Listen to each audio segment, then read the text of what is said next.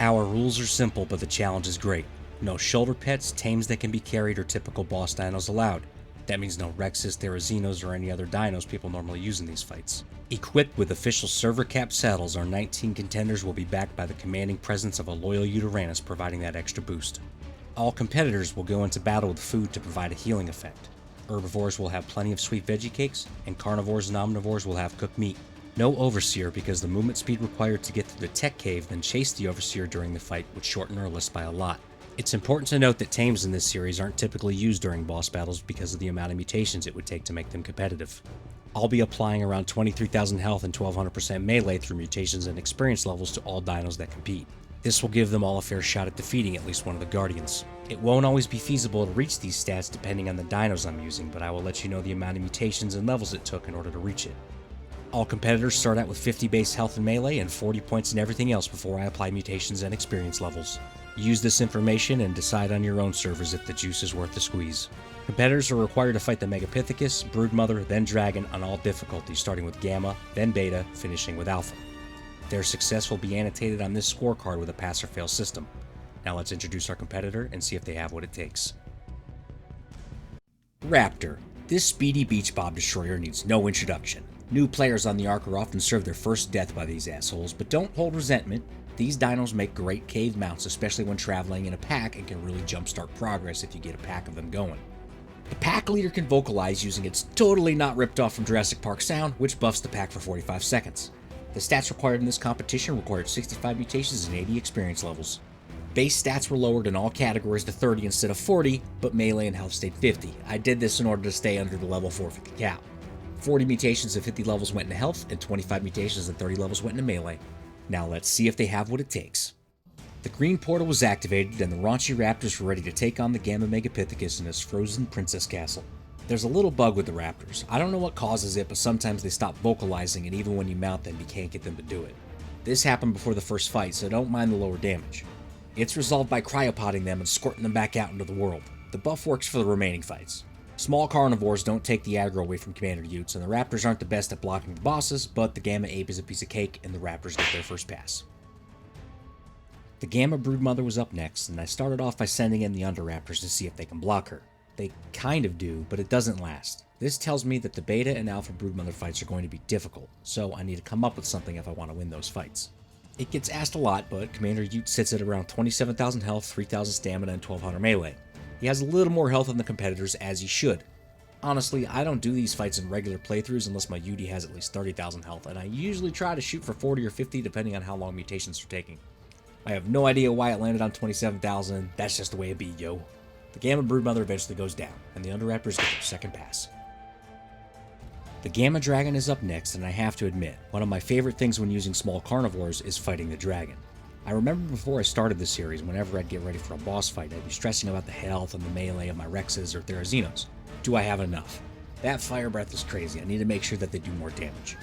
Small carnivores, though, they don't hold aggro, so I can just ram Commander Utes in there and the fighters take little to no damage. This makes it so that you can beat the Alpha Dragon with things that probably shouldn't be able to.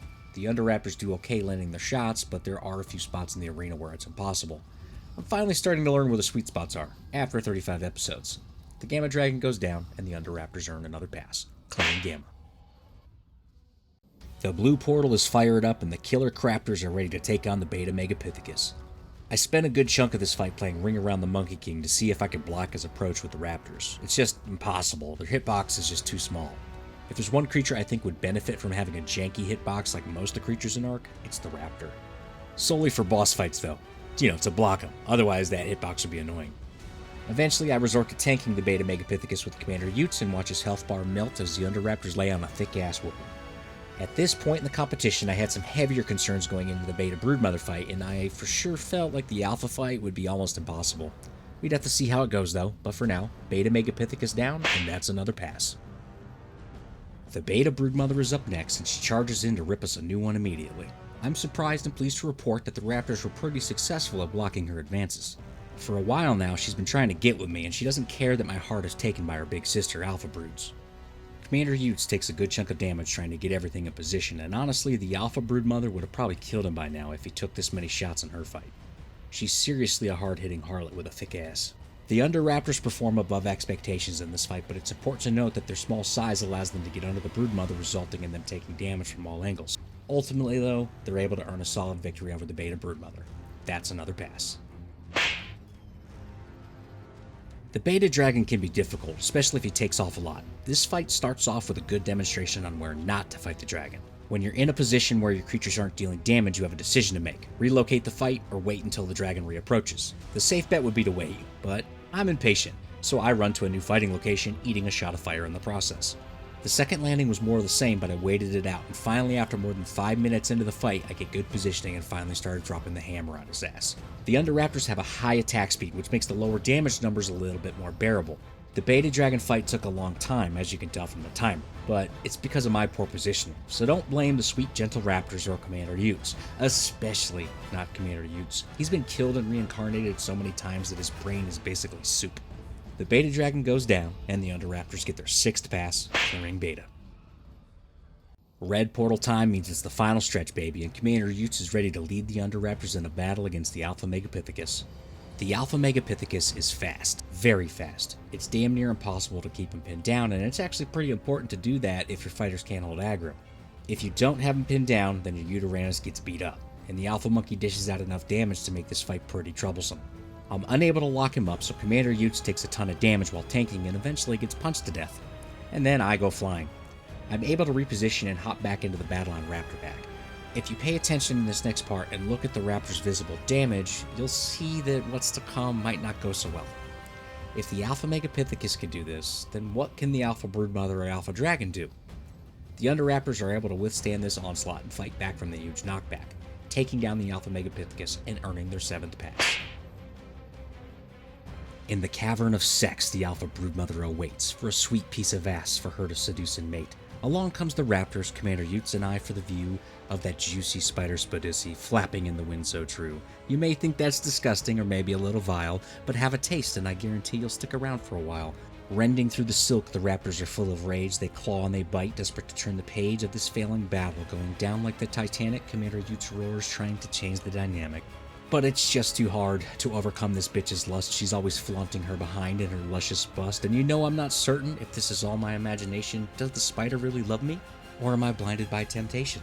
It doesn't really matter because she promises a great sensation as she drains me dry and leaves me full of elation before killing me and handing the Underraptors a fail. The Alpha Dragon is up next, and I'm actually pretty excited. Not for the fight, but for Scorched Earth.